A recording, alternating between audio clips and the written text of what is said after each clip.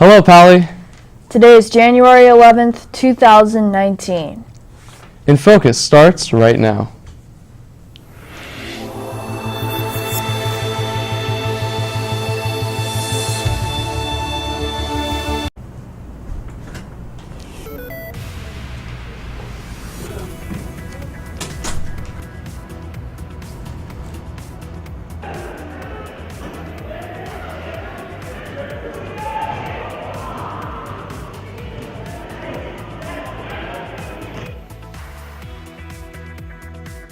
January. Club Day is coming soon, and we have the details. All that and more is coming up on today's show. Welcome to InFocus. I'm Thomas Colburn. And I'm Jason Goldie. There's a lot going on around campus. Here's some important announcements from today's campus bulletin.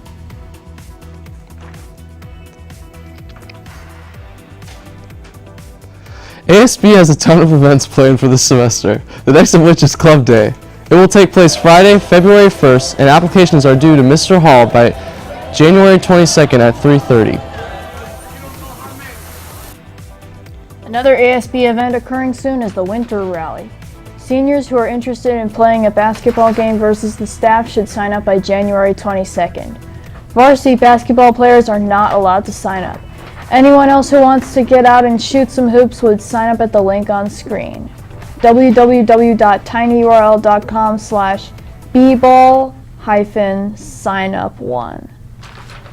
Moving on now from what's going on around campus to what's happening in the world and locally today. Let's take a look at what's topping today's headlines in today's News Minute. Apple is planning to unveil 3 new iPhone models this year. That's according to the Wall Street Journal. The new phones will reportedly include new camera features. According to the Journal, Apple is thinking about sticking with the bright OLED-powered screens for its 2020 iPhone line. Apple shares were down fractionally this morning. Tampa International Airport says it has teamed up with United Way Suncoast to begin a food bank. The airport has about 700 federal airport employees. The food bank will open on Monday to workers with the TSA, Customs and Border Protection, and the Federal Aviation Administration. All 3 agencies require their employees to continue working without a paycheck. The airport says it is also seeing what it can do to get workers free bus passes during the shutdown and help with their electric gas bills. At least 13 children have died from the flu this season, according to the CDC. Seasonal flu activity continues to increase in the United States, and the key to fighting the flu is to arm yourself with the best defense you have, your immune system. Experts recommend that everyone 6 months of age and older get a flu shot. Even though flu season is well underway, it's not too late to get vaccinated. So Jason, I hear your dad dropped you off today. He drives a Honda, right? He does, Thomas.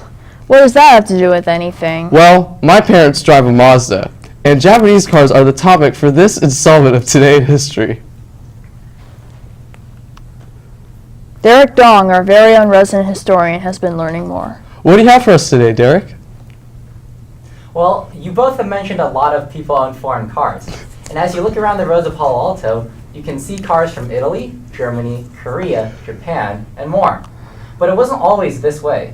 Today marked an increase in competition for the big 3 auto manufacturers in an event that happened almost 40 years ago.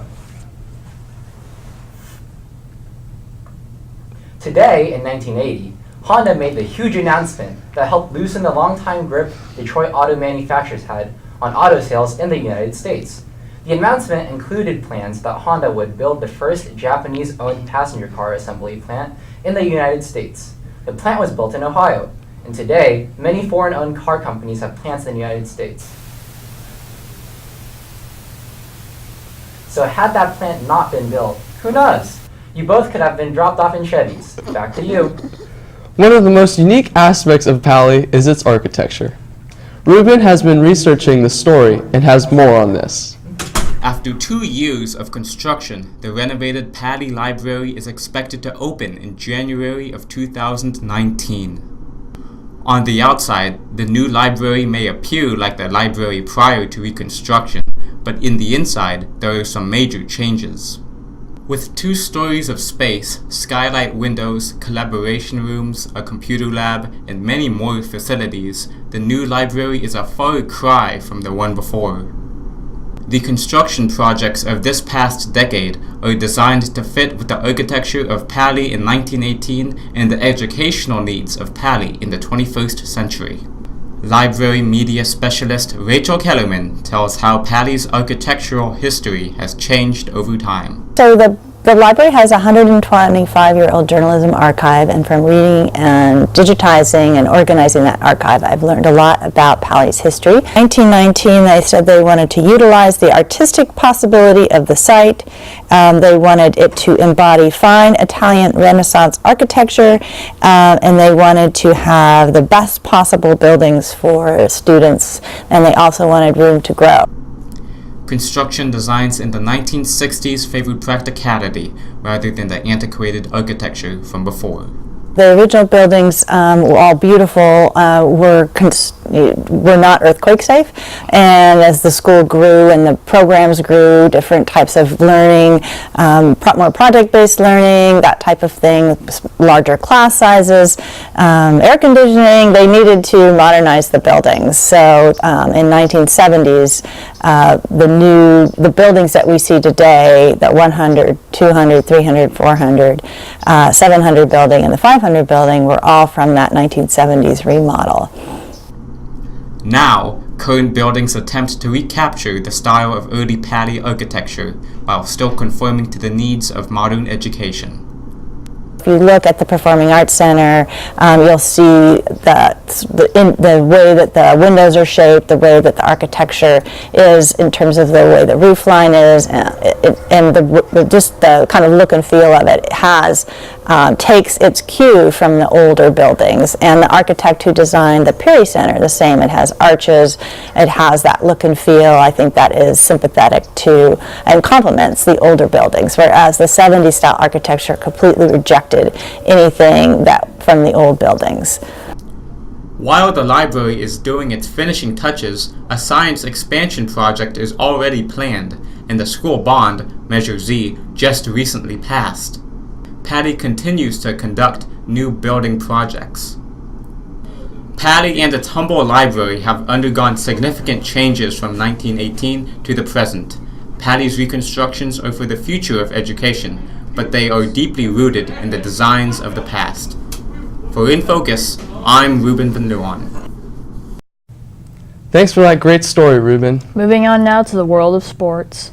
Derek is in the studio now with the latest in Pali sports news. Did we get any wins yesterday? Thanks, Thomas and Jason. First, let's see what happened on the court yesterday. The Palo Alto freshman basketball team lost Thursday's away non-conference game against Los Gatos in a tight game by a score of 50-47. Now let's take a look at today's sports action. JV boys basketball hosts their first game of the day against Los Gatos at 3 p.m. The varsity boys team takes the court at 7:45. JV boys is back on the court at 5:30, this time in Cupertino. Girls JV basketball starts their game at home versus Los Gatos at 4:45. Followed by girls varsity basketball, who also play Los Gatos. Both girls JV and varsity soccer and boys JV and varsity soccer play today in Mountain View at 3:30. As you can see, Pali teams are going to be very busy today. That's all from me. Back to you. Hey, did you know that Spanish gatos means cats? Yeah, speaking of cats, I heard it will be raining cats and dogs. Our meteorologist, Thomas, is in the studio with today's weather report. Thomas, what can we expect out there today? Well, it seems to be getting lighter outside. What's going on, Pali? It's your weatherman, Thomas Colburn. Let's talk about weather in Palo Alto today. So as we look at today was around 55 degrees. We had a high of 59, a low of 49. Winds at about 8 miles an hour. Humidity around 75% today. And as we look at Saturday and Sunday, we have a high of 60, low of 50, high of 60 and a low of 47. And as we look at the rest for the 5cast, we're expecting a lot of rain throughout the rest of the week. So make sure to stay inside, stay dry, and to stay warm. And that's it for weather. Well, that does it for today's episode. Be sure to visit our website to check out old episodes, check the bulletin, or to send us an email. Until next time, have a great day, Pali.